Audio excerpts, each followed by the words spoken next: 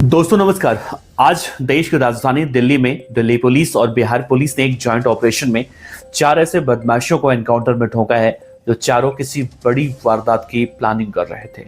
और ये वारदात कोई छोटी मोटी नहीं, बल्कि आप सोचिए, बिहार का विधानसभा चुनाव सर पे है और वहां पर चुनाव होना है।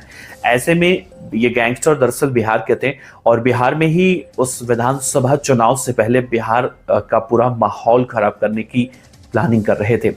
गैंगस्टर बिहार के सीतामढ़ी का रहने वाला था और इसमें से एक जो इस पूरे गैंग का सरगना था, जिसका नाम गैंगस्टर रंजन पाठक था, जो एक के बाद एक ताबड़तोड़ 5 हत्याओं करके सोशल मीडिया पर सुर्खियां बटोरता था। न सिर्फ सुर्खियां बटोरता था, बल्कि वो पुलिस वालों को हत्या करने के बाद अपना सीवी भेजा करता था कि मैं कितना बड़ा खतरनाक बदमाश हूं। सोचिए, एक जमाने में उत्तर प्रदेश के गोरखपुर में सूर्य प्रकाश शुक्ला का जिस तरह से आतंक था, तो कुछ इस तरह से कहा जाए कि सूर्य प्रकाश शुक्ला की राह पर वो निकल रहा था और दूसरा सूर्य प्रकाश शुक्ला बनने की सोच रहा था।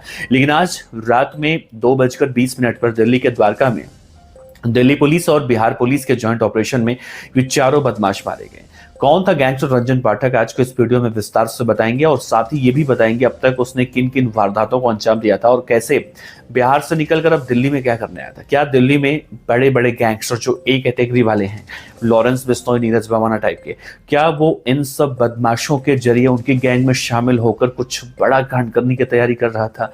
समझने की कोशिश करेंगे कि आखिर दिल्ली में बिहार के बदमाशों का एनकाउंटर क्यों हुआ और इस एनकाउंटर के बाद अब बिहार और दिल्ली पुलिस के पीठ क्यों थपथपाए जा रही हैं। तो इस वीडियो के अंत तक बने रहिएगा दोस्तों। नमस्कार, मेरा नाम है देवनाथ पांडे। देखिए दोस्तों, देश की राजधानी दिल्ली के रोहिणी इलाके में एनकाउंटर में 4 कुख्यात बदमाश मारे गए। इनमें हर हत्या के बाद मीडिया को अपनी सीवी भेजने वाला बिहार का सीतामढ़ी का कुख्यात गैंगस्टर रंजन पाठक भी शामिल है। रंजन पाठक की गैंग सिग्मा एंड कंपनी के नाम से अपनी गैंग को फेमस कर चुका था, जो नेपाल से लेकर बिहार तक एक्टिव था। इस गैंग में बिहार में दर्जनों हत्याओं और गंभीर अपराधों को अंजाम दे चुका था। इस गैंग ने कहा यह जा रहा है कि बिहार चुनाव से पहले राज्य में यानी बिहार के अंदर दहशत फैलाने की पूरी योजना ये चारों बदमाश बना रहे थे। इतनी जानकारी मिली थी। दिल्ली पुलिस और बिहार पुलिस ने जॉइंट ऑपरेशन की एक नींव बनाई।